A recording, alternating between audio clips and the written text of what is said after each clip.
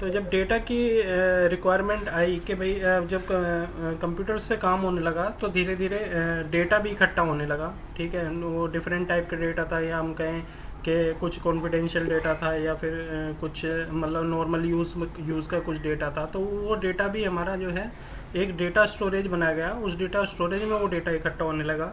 तो वहाँ से हमारी स्टार्ट हुई थी डेटाबेस की। ठीक है, डेटाबेस जहाँ पे एक रिलेवेंट डेटा को हम एक कलेक्शन के रूप में हम रख सकते हैं। ठीक है, तो वो काम भी हमारा डॉस बेस पे ही होता था उस टाइम पे। आज भी हम देखें तो ऐसे हमारे पास जो है लिनक्स, हम देखें लिनक्स एक ऑपरेटिंग सिस्टम है जिसमें हम माई सिक्वल देखें, ठीक है, ओरेकल देखें, तो आप इनमें जब काम करोगे तो ये आपको दोनों तरीके से मिलेंगे। आपको जीयूआई भी मिलेगा और डॉस बेस भी मिलेगा। जीयूआई मतलब ग्राफिक यूज़र इंटरफेस, जिसको आप जो है यूज़र इंटरफेस हम कहें, जैसे विंडोज़ जो हमारा है वो ग्राफिक यूज़र इंटरफेस है, मतलब ग्राफिकली आपको सारी चीज़ें दिख रही हैं और ग्राफिकली बनाया हुआ एक डिज़ाइन जो कि यूज़र के लिए है, तो वो उसे जीयूआई हम कहेंगे, ग्राफिक यूज़र इंटरफेस। और डॉस बेस्ड है वो कमांड लाइन होता था। ठीक है, वो आज भी है। जैसे मैं विंडोज़ में कहूँ कि विंडोज़ में मैं कमांड प्रॉम्प्ट ओपन करता हूँ तो ये मेरा कमांड लाइन प्रोग्राम है। ठीक है, इसके थ्रू मैं वो सारे काम कर सकता हूँ जो मैं विंडोज़ में करता हूँ। फोल्डर को क्लिक करना, क्रिएट करना, डिलीट करना, फाइल को क्रिएट करना, डिलीट करना, वो सारे काम मेरे कमांड लाइन में भी हो सकते हैं और मैं यूज़र इंटरफेस में भी कर सकता हूँ। ठीक है, तो जब जब हम डॉस बेस में ही काम होता था तो उस टाइम पे डेटाबेस की रिक्वायरमेंट हुई और डेटाबेस जनरेट हुआ और डेटाबेस पे काम होना स्टार्ट हुआ। ठीक है, फिर उसके बाद टाइम आया विंडोज़ का। ठीक है, जब माइक्रोसॉफ्ट ने विंडोज़ का इन्वेंशन किया तो कंप्यूटर की जो दुनिया थी वो बदल गई पूरी। ठीक है, और विंडोज़ ने हमें एक नया इंटरफेस दे दिया कि जो कि यूज़र को बहुत ही इंटरेक्टिव था यूज़र के लिए। और यूज़र को देख के भाई अब मैं मान लो मैं क्रिएट कर रहा हूँ फोल्डर और मुझे दिख रहा है कि मैं देखते देखते क्रिएट हो रहा है, उसके साथ साथ में माउस की ज़रूरत पड़ने लगी, माउस में फोल्डर मूव करना, फाइल को मूव करना इधर उधर। तो ये सब उस विंडोज़ के टाइम में इन्वेंट हुई हैं चीज़ें। ठीक है, तो जब हम बात करें कि डॉस बेस जब हमारा डेटाबेस था तो हम डेटाबेस में ही काम करते थे। ठीक है, अब डेटाबेस में क्या होता है कि डेटाबेस में मल्टीपल डेटा, मतलब एक रिलेवेंट डेटा हम एक टेबल के अंदर रखते हैं। ठीक है, बस छोटा सा इंट्रोडक्शन मैं दे रहा हूँ डेटाबेस का, बहुत ज़्यादा बड़ा नहीं दे रहा हूँ। तो एक रिलेवेंट डेटा हम डेटाबेस के एक पर्टिकुलर टेबल के अंदर रखते हैं। जैसे मान लेते हैं कि एक कंपनी में कुछ एम्प्लॉयज़ हैं, एम्प्लॉयज़ की डिटेल मैंने रख दी, वहाँ पे एम्प्लॉयज़ के नाम हो गए, एम्प्लॉयज़ को कितनी सैलरी देनी है, एम्प्लॉयज़ का एड्रेस क्या है, उसकी डेट ऑफ बर्थ क्या है, ये डिटेल्स होती थी। अब जैसे मैं चाहता हूँ कि एक पर्टिकुलर ग्रुप को कितनी सैलरी मैंने दी।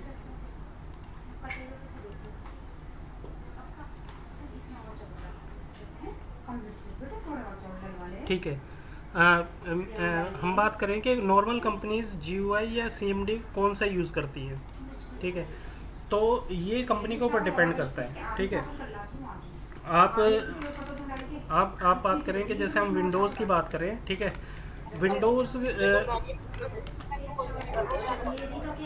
विंडोज़ की अगर हम बात करें,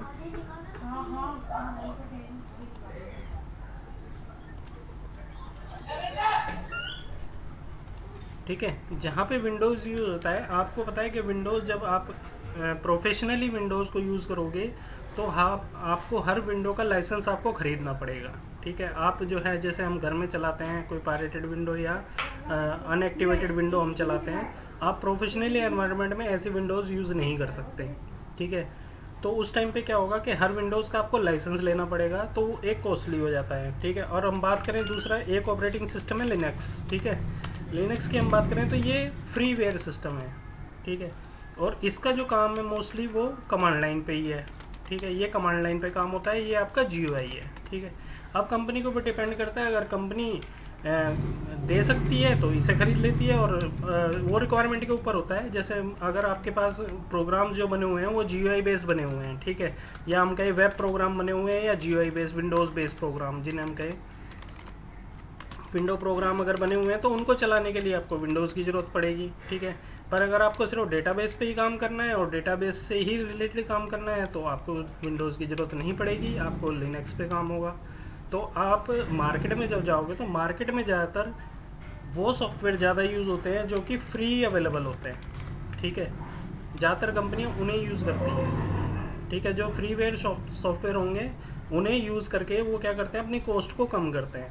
ठीक है।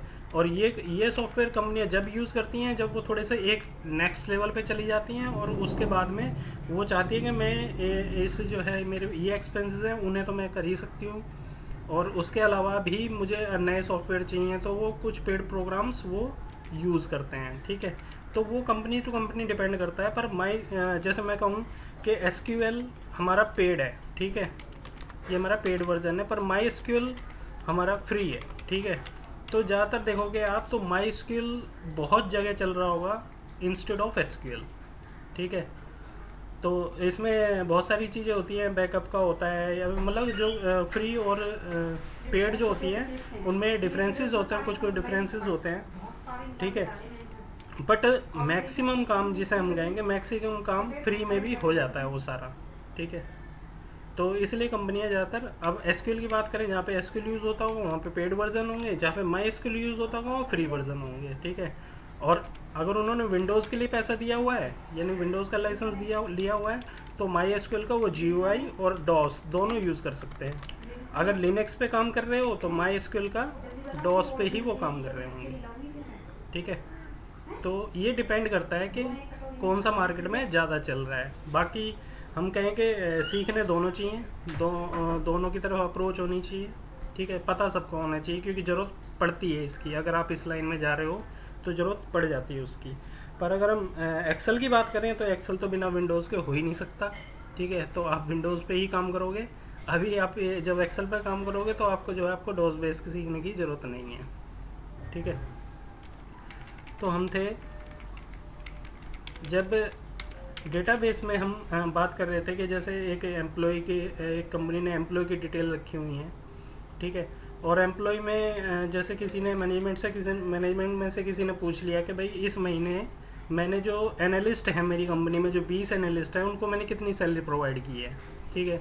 तो उस केस में क्या होता था कि डेटाबेस में हम जाते थे और डेटाबेस में क्वेरी निकाल करके निकाल लेते थे। फिर उसका एक और क्वेश्चन हो जाता था, यार मैंने जितनी टोटल सैलरी पेड की है पूरी कंपनी में, उनमें से एनालिस्ट को कितनी पेड की है, उनमें से कितना परसेंटेज एनालिस्ट को गया है, ठीक है। तो फिर उसका क्या होता था, फिर एक और क्वेरी चलती थी डेटाबेस पे, और उस डेटाबेस में वो डेटा निकल के आता था।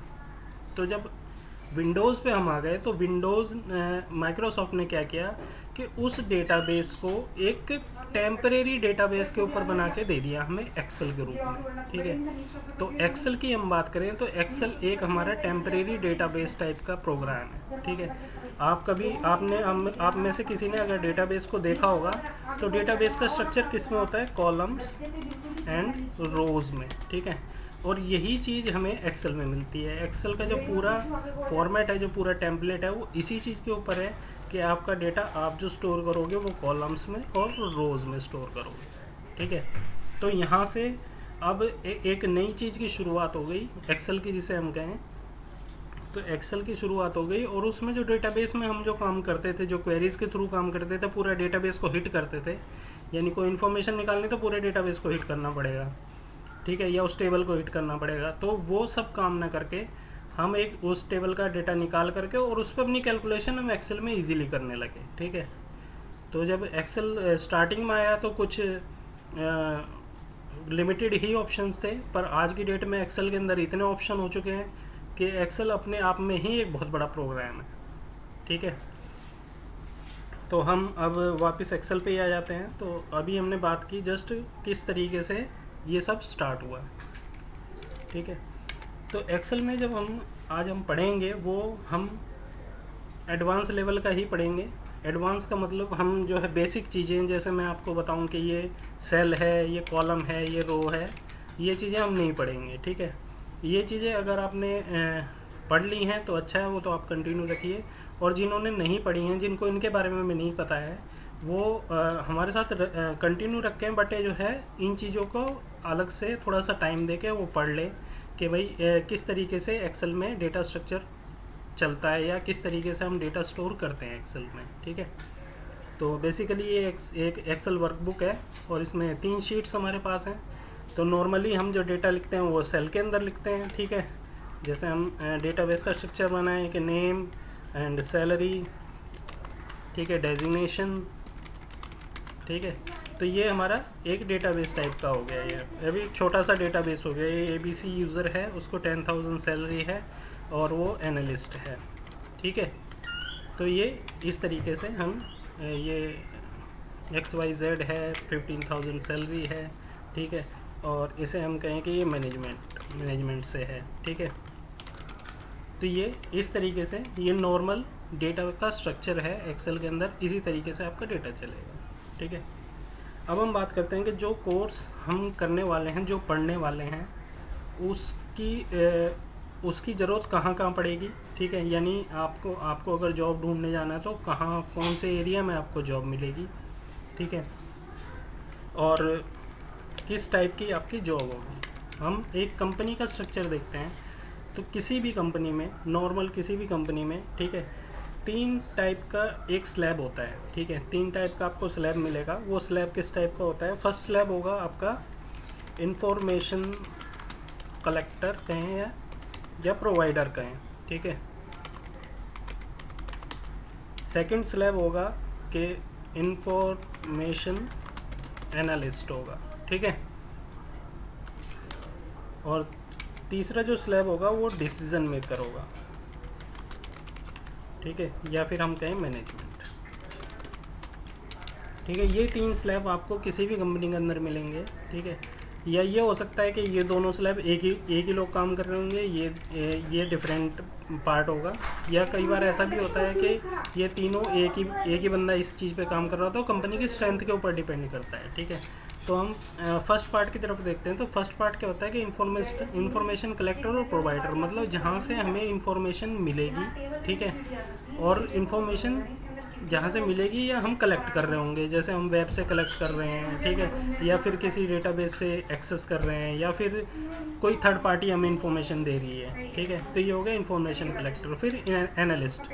अब एनालिस्ट क्या करता है कि जो इंफॉर्मेशन इसको मिली है, ठीक है, उस इंफॉर्मेशन पे एनालिसिस स्टार्ट होती हैं, ठीक है, और उसके बेस पे डिसाइड होता है कि क्या करना है क्या नहीं करना है। और वो डिसीजन कौन लेता है? ये डिसीजन मेकर, ठीक है। तो डिसीजन मेकर का जो रोल होता है वो रोल ये होता है कि जो हम डेटा कलेक्ट कर रहे हैं उसके ऊपर जो एनालिसिस हो रही हैं उसको इम्प्लीमेंट करना है या नहीं करना है, वो मैनेजमेंट का काम होता है, ठीक है। जैसे मैं एक एग्जांपल लूँ कि जैसे मैं मान लेता हूँ कि मेरा एक टीवी चैनल है, ठीक है, टीवी चैनल है, और मेरे टीवी चैनल में एक रात को 9 बजे में KBC का प्रोग्राम आता है। मान लेते हैं सोनी चैनल है, ठीक है, और KBC का मेरा प्रोग्राम है, ठीक है। तो मैं क्या करूँगा कि सोनी चैनल क्या करेगा कि वो सारे इंफॉर्मेशन कलेक्ट करेगा मार्केट से कि कौन कौन से एड्स अभी डेली में चल रहे हैं, ठीक है। तो हम कहें कि जैसे एड्स हैं वो एक जो है एंटरटेनमेंट चैनल की बात कर रहे हैं, जैसे सोनी चैनल है, इसी तरीके से ZTV है, स्टार हैं, एंटरटेनमेंट चैनल के वो सारे एड्स कलेक्ट करेगा, ठीक है। सारे एड्स का डेटा कलेक्ट करेगा, यहाँ डेटा कलेक्शन हो जाएगा। फिर यहाँ पे एनालिसिस होंगी, ठीक है। यहाँ पे एनालिसिस क्या होंगी कि कौन सा ऐड ज़्यादा पैसे प्रोवाइड कर रहा है अपनी लेंथ के हिसाब से, ठीक है। तो वो एनालिसिस यहाँ पर होंगी, ठीक है। अब मैनेजमेंट डिसीजन लेगा कि किन किन एड्स को हमें अप्रोच करना है कि आप उन एड्स को हमारे प्रोग्राम में दिखाओ, ठीक है। तो वो डिसीजन किसका होगा? मैनेजमेंट का, ठीक है। यहाँ से ऑर्डर भी मैनेजमेंट से ही जाएगा डेटा एनालिस्ट के पास में, ठीक है। और एनालिस्ट के पास डेटा जो आएगा उसके बेस पे जो प्रेजेंटेशन एनालिस्ट तैयार करेगा उसके बेस पे डिसीजन मैनेजमेंट लेता है, ठीक है। अगर आप लोग किसी कंपनी में करंटली काम कर रहे हैं तो आप इस एग्जाम्पल को थोड़ा सा रिलेट कर पा रहे होंगे। आपकी कंपनी में भी यही नहीं हो सकता है कि कुछ दूसरे तरीके से चल रहा हो, पर पैटर्न बिल्कुल यही होगा, ठीक है। तो ये जो बीच वाला जो काम है, ठीक है, एनालिसिस का जो काम कहें, वो काम होता है डेटा एनालिस्ट, ठीक है, या MIS, ठीक है, MIS एनालिस्ट। तो ये क्या करता है कि जो भी इंफॉर्मेशन मिलती हैं उस इंफॉर्मेशन को उस तरीके से दिखाना कि जो प्रेजेंटेशन मैनेजमेंट वाला देखना चाहता है, ठीक है। क्योंकि मैनेजमेंट वाला बैठ के एनालिसिस नहीं करेगा, वो एनालिसिस नहीं करेगा कि मेरे को ये दिखाना है या नहीं दिखाना है। वो तो सिर्फ एक ग्राफ देखेगा, एक पूरा आउटपुट देखेगा कि भाई ये चीज़ें इंप्लीमेंट करूँगा तो मुझे कितना बेनिफिट होगा, उसे ये मतलब नहीं है कि इसको कितने लोग देखेंगे कितने लोग नहीं देखेंगे, वो सीधा बेनिफिट की बात करेगा। ठीक है, तो पीछे जो डेटा होगा, डेटा एक पूरी लेयर होगी पीछे डेटा की, और उस डेटा की रिप्रेजेंटेशन आपकी एक ग्राफ में होगी या आपकी एक रिपोर्ट में होगी। ठीक है, और उस रिपोर्ट के ऊपर मैनेजमेंट आपका डिसीजन ले रहा होगा। तो ये इस पार्ट की जो हम बात करें कि ये काम होता है हमारा डेटा एनालिस्ट या MIS एनालिस्ट का, यही काम होता है। ठीक है, और ये काम एक्चुअली ये एक रीढ़ की हड्डी की तरह है कंपनी के अंदर हम बात करें। ठीक है, कंपनी को हमारे एक बॉडी माने तो ये काम एक रीढ़ की हड्डी की तरह है, क्योंकि अगर ये गलत है तो फिर ऊपर नीचे वाला सारा गलत हो जाएगा। ठीक है, क्योंकि डिसीजन भी गलत हो जाएगा, फिर इन्फॉर्मेशन हम जो ले रहे हैं वो भी बेकार है। ठीक है, तो मेन काम इसी का ही रहेगा। ठीक है, तो जब आप जाओगे कहीं भी जॉब ढूंढने के लिए इस कोर्स के बाद में, तो वहाँ पे आपके जो है वर्क प्रोफाइल क्या होगा, डेटा एनालिस्ट होगा। ठीक है, या MIS एग्जीक्यूटिव हो। ठीक है, अब ये तो मैंने एक एग्जांपल दे दिया कि एड्स का डेटा। MIS एग्जीक्यूटिव जो काम करते हैं वो अलग अलग एरिया में भी कर सकते हैं। ठीक है, कंपनी के अंदर 10 तरह की जो है टीम्स होती हैं, 10 तरह के रोल होते हैं। तो किसी भी टाइप के डेटा के ऊपर एनालिसिस की बात करें तो वो डेटा एनालिस्ट का काम होता है। ठीक है, अब हम चलते हैं, ये हमारी जो है ये मैंने बता दिया कि किस तरीके से आपकी जो रिक्वायरमेंट होगी वो मार्केट में किस तरीके से आपकी रिक्वायरमेंट जनरेट होगी और कहाँ कहाँ पे आप जा सकते हो। ठीक है, अब हम चलते हैं नेक्स्ट स्टेप पे। नेक्स्ट स्टेप हमारा होगा कि अब हम थोड़ा सा डेटा हम स्टार्ट करते हैं कि किस तरीके से क्या काम होता है। अब सबसे पहले मैं स्टार्ट कर लेता हूँ, हम होम टैब से ही स्टार्ट करते हैं। ठीक है, होम टैब में हम बात करें तो मेरे को ये बताने की ज़रूरत नहीं है बोल्ड इटैलिक क्या होता है। ठीक है, और ये जो है बॉर्डर कलर किस तरीके से देते हैं, या फिर सेल का कलर, फ़ॉन्ट का कलर, फ़ॉन्ट साइज़, ये सब मैं नहीं बताऊंगा। ठीक है, ये आपको सब जगह मिलेगा। आप वर्ड कर रहे हो, एक्सेल कर रहे हो, नोटपैड कर रहे हो, कुछ भी कर रहे हो, ये सारी चीज़ें आपको वहाँ पे मिलेंगी। ठीक है, बॉर्डर कलर को छोड़ के, तो ये चीज़ें आपको अपने आप करनी है। और अलाइनमेंट की बात करें तो अलाइनमेंट भी आप खुद ही कर लोगे। ठीक है, कि सेंटर अलाइनमेंट, लेफ़्ट राइट, जो बॉटम पर है, ये सब भी आपको अपने आप ही करना है। ठीक है, मैं सीधा आता हूँ फॉर्मेटिंग के ऊपर। ठीक है, जो कि हमारा मेन जो है पार्ट है इस होम टैब के अंदर। तो फॉर्मेटिंग आप देखोगे, जैसे एक्सेल के अंदर मैं किसी भी सेल के अंदर मैं लिखता हूँ 56। ठीक है, 56 मैंने लिखा तो ये आपका जो है एक जनरल फॉर्मेट हुआ। ये जनरल फॉर्मेट है जिसमें स्पेसिफाई कर लेता है एक्सेल कि आपका न्यूमेरिक वैल्यू है या स्ट्रिंग वैल्यू है।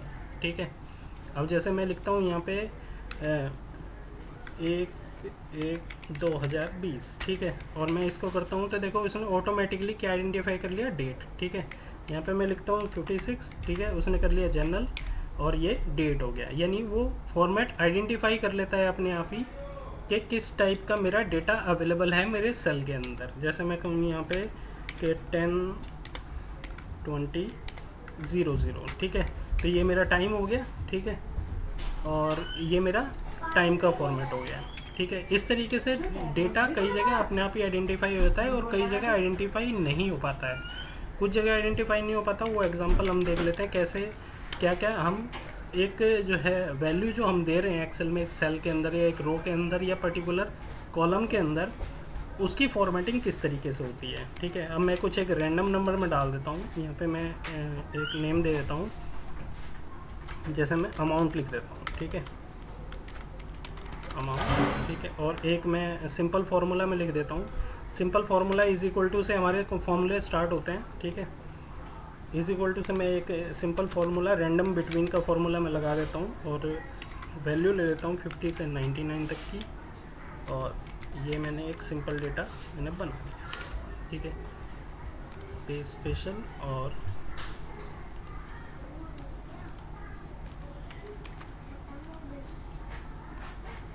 वैल्यूज। ठीक है, तो ये मेरे पास नॉर्मल नंबर हो गए मेरे पास। ठीक है, अब हम जब हम फॉर्मेटिंग करते हैं नंबर की, ठीक है, तो नंबर की फॉर्मेटिंग हम किस तरीके से कर सकते हैं। जो नॉर्मल फॉर्मेट है मेरे पास यहाँ पे, जैसे डॉलर साइन है, परसेंटेज साइन है, और ये डेसिमल इंक्रीज़ और डिक्रीज़ का साइन है।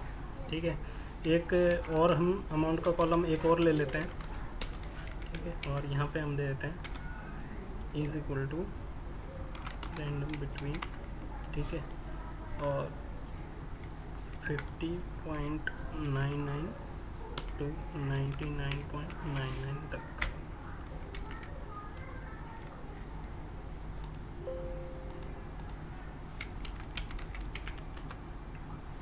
डेसिमल, ठीक है।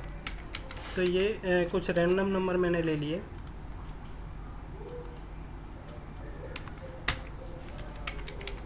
ठीक है। ये 2 अमाउंट के कॉलम हो गए। तो सिंपल कैलकुलेशन किस तरीके से होती है, 2 कॉलम को प्लस करना है तो ये कॉलम इज इक्वल टू से हमारा फॉर्मूला स्टार्ट होगा ये प्लस ये, ठीक है, इस तरीके से। और माइनस करना है तो इज इक्वल टू ये माइनस ये, ठीक है, और इसी तरीके से डिवाइड और मल्टीप्लाई। अब हम आते हैं कि सबसे पहले नंबर फॉर्मेटिंग पे आते हैं। तो नंबर फॉर्मेटिंग में मैं इसको सिलेक्ट करता हूँ, इस कॉलम को, ठीक है, इस कॉलम को मैं सिलेक्ट करता हूँ, और ये जो आपको ये पॉइंट दिख रहा है, जो नंबर के नीचे ये आइकन दिख रहा है, ठीक है, इसके थ्रू हम अपनी फॉर्मेटिंग का पूरा एक डायलॉग बॉक्स ओपन कर सकते हैं, जहाँ पे आपको फॉर्मेटिंग आप कर सकते हैं किसी भी आपकी वैल्यू की, ठीक है। आप इसका शॉर्टकट यहाँ से भी है, ठीक है, या फिर आप राइट क्लिक करके यहाँ पे फॉर्मेट सेल्स कर सकते हो, ठीक है, ये तब भी कर सकते हो, या फिर इसका शॉर्टकट है एक और Ctrl+1, ठीक है, ये शॉर्टकट भी है, यानी CTRL Ctrl+1, ठीक है, Ctrl+1 के थ्रू भी आप इसकी फॉर्मेटिंग आप कर सकते हो, ठीक है। अब मैं Ctrl+1 करता हूँ, Ctrl+1 से मैंने फॉर्मेटिंग इसकी निकाल ली है। अब Ctrl+1 में अब इसकी फॉर्मेटिंग देखो, आप फॉर्मेटिंग क्या क्या है कि इसने बताया कि देखो ऊपर सैम्पल है, ये सैम्पल आपको दिख रहा है कि ये सैम्पल है इस डेटा का।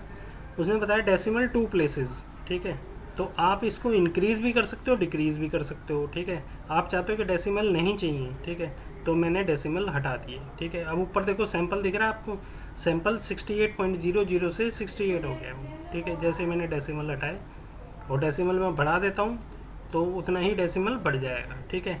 अभी मैं जैसे डेसिमल हटा देता हूँ और मैं ओके कर देता हूँ, ठीक है, तो देखो यहाँ से डेसिमल हट गया है, ठीक है, तो डेसिमल रिमूव हो गया। इसमें एक एग्जांपल और देखते हैं, 68.13 मैं लिख देता हूँ। तो 68.13 जैसे ही मैंने लिखा, देखो डेसिमल मैंने लिखा था कि मैंने इस कॉलम की फॉर्मेटिंग की कि आप डेसिमल हटा दो, तो उसने डेसिमल हटा दिया है, ठीक है। बट अगर मैं यहाँ पे इसको 68 प्लस 10 करूँ तो वैल्यू क्या आएगी मेरे पास, ठीक है। इसको मैं इसमें ये करता हूँ, ठीक है, तो वैल्यू है 78.13, ठीक है। तो फॉर्मेटिंग क्या करती है, फॉर्मेटिंग का मेन ऑब्जेक्टिव ये होता है कि जो डाटा आपको दिख रहा है, ठीक है, डेटा आपको जो दिख रहा है उसकी फॉर्मेटिंग करता है। जो वैल्यू उसके अंदर होती है उसकी वो वैल्यू कभी चेंज नहीं होती, वैल्यू वो वही रहेगी। जैसे आपको यहाँ पे वैल्यू दिख रही है 68, ठीक है, बट उसकी एक्चुअल वैल्यू ऊपर फॉर्मूला बार में देखोगे तो 68.13 है, ठीक है। तो ये जो बेसिक वैल्यू है वो चेंज नहीं होगी, सिर्फ आपकी जो डेटा की फॉर्मेशन है, जिस तरीके से आपको दिखाई दे रहा है डेटा, वही डेटा चेंज होगा। और उस डेटा के ऊपर आप कैलकुलेशन करोगे तो कैलकुलेशन भी फिर उसी हिसाब से ही कैलकुलेशन होगी जो आपकी वैल्यू होगी, ठीक है। अब जैसे मैं यहाँ कह देता हूँ कि -58, ठीक है, मैंने -58 यहाँ पे दे दिया, और अब इसकी मैं फॉर्मेटिंग में करता हूँ, ठीक है, और मैं कह देता हूँ कि माइनस, अब ये देखो यहाँ पे दिख रहा है, तो नेगेटिव नंबर की फॉर्मेटिंग अभी क्या है यहाँ पे -1234, ठीक है। तो ऊपर हमने देखा अभी डेसिमल मैंने हटा दिया, और नेगेटिव नंबर को मैं कह रहा हूँ कि -1234, और फिर दूसरी फॉर्मेटिंग है 1234 मतलब माइनस का साइन हटा देगा बट उसका कलर चेंज कर देगा, ठीक है। तो मैं ये करके मैं ओके कर देता हूँ। तो अब ये देखो मैंने -58 दिया था, बट उसने क्या किया, माइनस हटा के उस वैल्यू को रेड कर दिया है, ठीक है। तो इसकी फॉर्मेटिंग आप देखोगे तो फॉर्मेटिंग मैंने यही दी है, ये देखो सेकंड वाला जो पॉइंट है, फॉर्मेटिंग में मैंने बताया कि आप माइनस हटाओ और उसकी वैल्यू इस कलर में कर दो। तो ये नंबर फॉर्मेटिंग मैंने चेंज कर दी है, बट ऐसा नहीं है कि वैल्यू चेंज हो गई है, ठीक है। अब जैसे मैं कहूँ कि 60 = 60 माइनस ये, ठीक है, तो वैल्यू क्या आएगी मेरे पास 118, क्योंकि वो वैल्यू ऑलरेडी माइनस में है, 2 नहीं आएगा क्योंकि ये वैल्यू माइनस में है, ठीक है, समझ रहे हो आप। ठीक है। तो जब नंबर की जो फॉर्मेटिंग जब हम करते हैं तो नंबर की सिर्फ फॉर्मेटिंग यानी जो अपीयरेंस होती है, जिस तरीके से वो दिखाई दे रहा होता है, सिर्फ वही चेंज होता है, नंबर की वैल्यू चेंज नहीं होती है, नंबर की वैल्यू वही रहेगी। ठीक है। अब जैसे मैं कहूँ कि एक इसमें ही हम कहें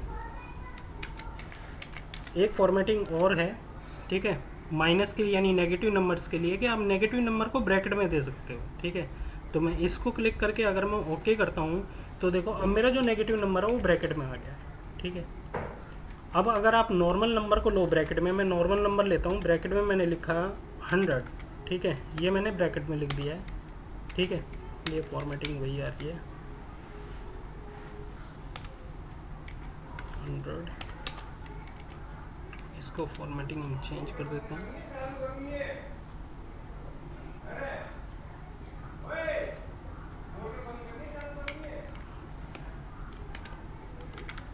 100।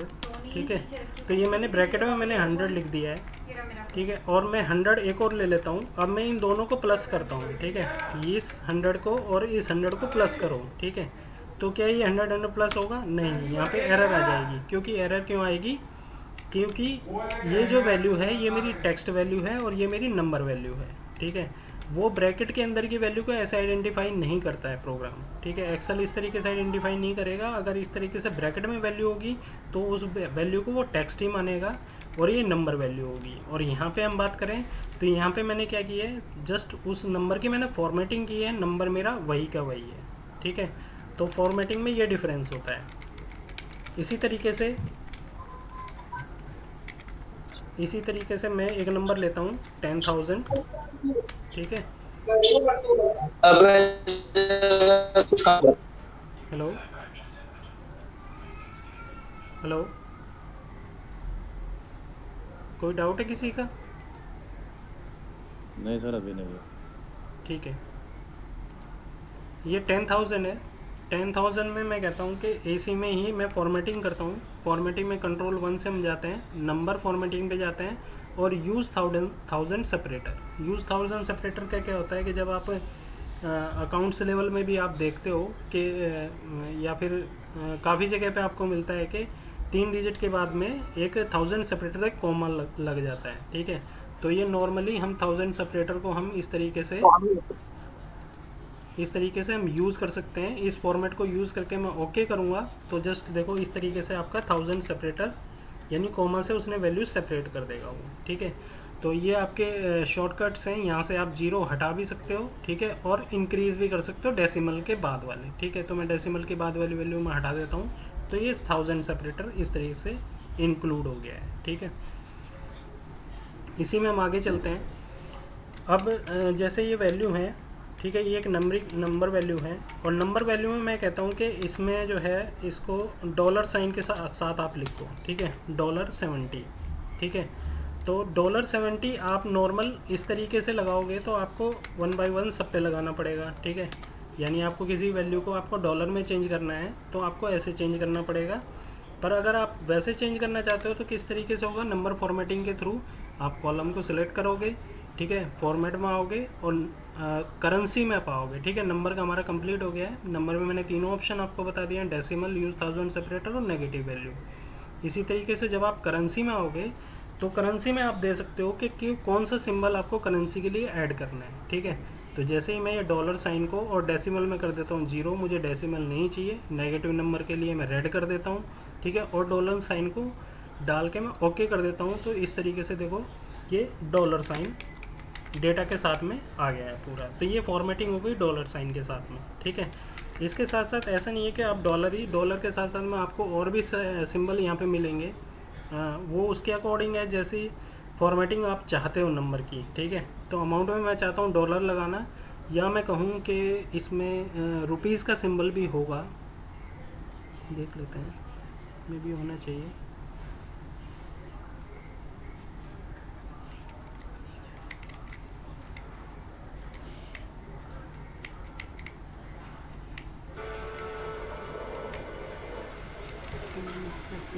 ये रहा। ठीक है, ये हिंदी रुपीज़। ठीक है। और मैं इसे ओके करता हूँ तो ये देखो रुपीज़ का साइन यहाँ पे आ गया। ठीक है।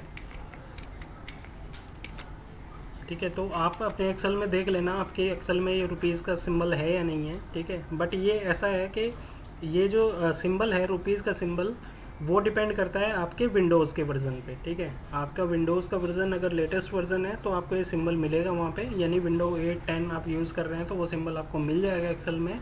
पर अगर आप विंडोज़ 7 यूज़ कर रहे हैं तो ये सिंबल आपको वहाँ पे नहीं मिलेगा, क्योंकि जिस टाइम पे विंडोज़ 7 चल रहा था उस टाइम पे ये सिंबल इंट्रोड्यूस ही नहीं हुआ था मार्केट में। ठीक है, तो इस तरीके से अब यहाँ पे हम अगर वैल्यू को मैं सम करूँगा, इज इक्वल टू सम, मैं सिंपल फार्मूला में लगाता हूँ और मैं इसको सम करता हूँ टोटल, तो मेरे पास इस तरीके से सम भी आ जाएगा। ठीक है, और नेगेटिव वैल्यू को मैंने डाला ही था।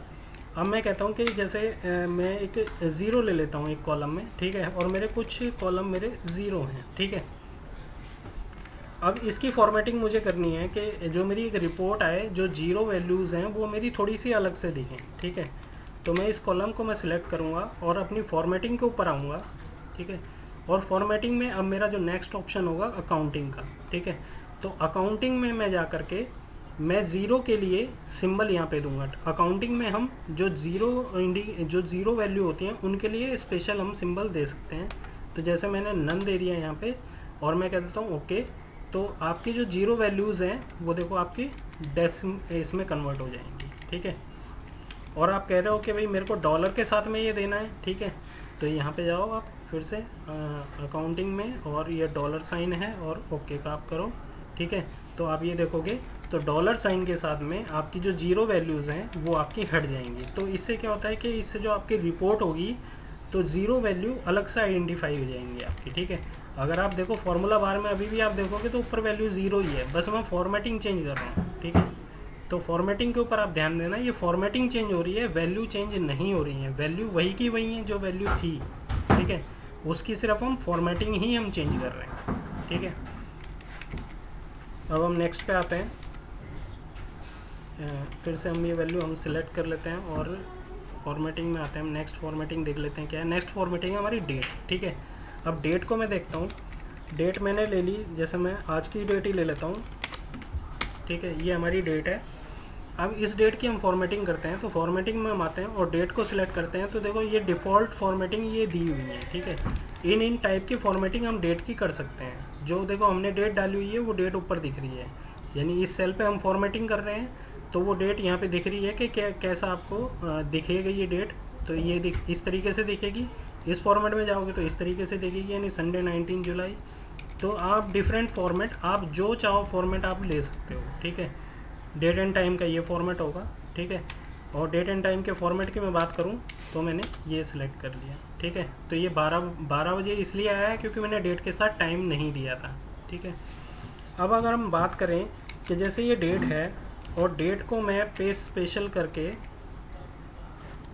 पेज स्पेशल और वैल्यूज़ में कर देता हूँ, तो देखो ये वैल्यू चेंज हो गई। ये वैल्यू क्या हो गई 44031। ठीक है, ये डेट है और इसी डेट को मैंने कॉपी करके इधर डाला है, 44031 हो गया। ये 44031 क्या है कि अगर आप इस पे क्लिक करोगे तो ये देखो ये ऊपर इसकी जो फॉर्मेटिंग दिखा रहा है वो डेट की है और इस वैल्यू को ये दिखा रहा है जनरल, यानी इसने डेट को नंबर में चेंज कर दिया है।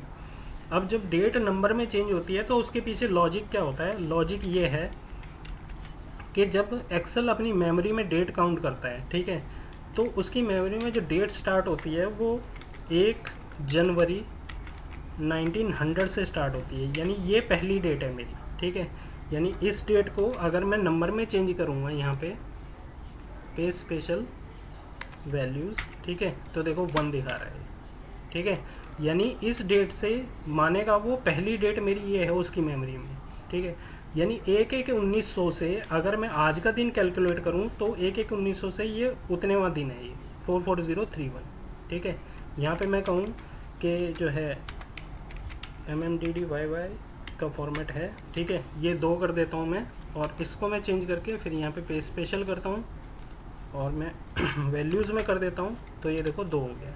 तो इस तरीके से जब डेट इंक्रीज़ हुई, डेट इंक्रीज़ होते होते ये जो डेट है, ये जो नंबर है, ये इतनेवां नंबर है 1/1/1900 से। ठीक है, तो एक्सेल जब अपनी मेमोरी में डेट का कैलकुलेशन करता है, यानी डेट घटाता बढ़ाता है, या फिर जो डेट की कैलकुलेशन होती हैं कि 2 डेट का डिफरेंस या इस तरीके से, तो वो कैलकुलेशन एज ए नंबर ही होती हैं, और वो नंबर कैलकुलेशन किस तरीके से होता है कि 1/1/1900 से उस डेट तक वो उसकी नंबर वैल्यू में चेंज करता है, देन उसकी कैलकुलेशन स्टार्ट होती है। ठीक है, तो ये आपको पता होना चाहिए। जैसे आप कभी आपके पास कोई डेट ऐसे नंबर फॉर्मेट में आएगी और आपको उसको चेंज करना है डेट में। अब जैसे मैं कहूँ कि 42041, ठीक है, ये भी एक डेट है। ठीक है, अब इस डेट को, इस नंबर को मैं डेट फॉर्मेट में मैं चेंज करता हूँ। डेट फॉर्मेट में मैं कह देता हूँ, ये मैंने चेंज कर दिया। तो ये देखो, ये 6 फरवरी 2015 डेट है। ठीक है, तो आप इस तरीके से डेट को नंबर में भी चेंज कर सकते हो और नंबर को डेट में भी चेंज कर सकते हो। ठीक है, तो ये केसेस आपको वहाँ पे मिलेंगे जहाँ पे आपको डेट चेंज हो करके नंबर फॉर्मेट में आ जाएगी, तो वहाँ पे डेट को आप इस तरीके से मैनिपुलेट कर सकते हो। ठीक है, नेक्स्ट आते हैं हम इसमें डेट में। तो डेट के अंदर यही है बस। ठीक है, तो डेट में आप डेट का फॉर्मेट आप डिफरेंट फॉर्मेट आप दे सकते हो, और इसमें आप अलग अलग कंट्री के हिसाब से भी दे सकते हो, पर नॉर्मली हम जब काम करते हैं तो ये यूएस फॉर्मेट में ही चलता है। इसके अलावा और किसी चीज़ की रिक्वायरमेंट होती नहीं है। ठीक है, इसी तरीके से हम टाइम का, ठीक है, तो टाइम का भी वही फंडा है। टाइम का फंडा कैसे है, जैसे हम ले लेते हैं कि मैंने दे दिया 12, ठीक है, 00:01 या फिर 12:01 में ले लेता हूँ। ठीक है, और ये AM कर देता हूँ। ठीक है, अब इसको मैं नंबर में चेंज करता हूँ। पे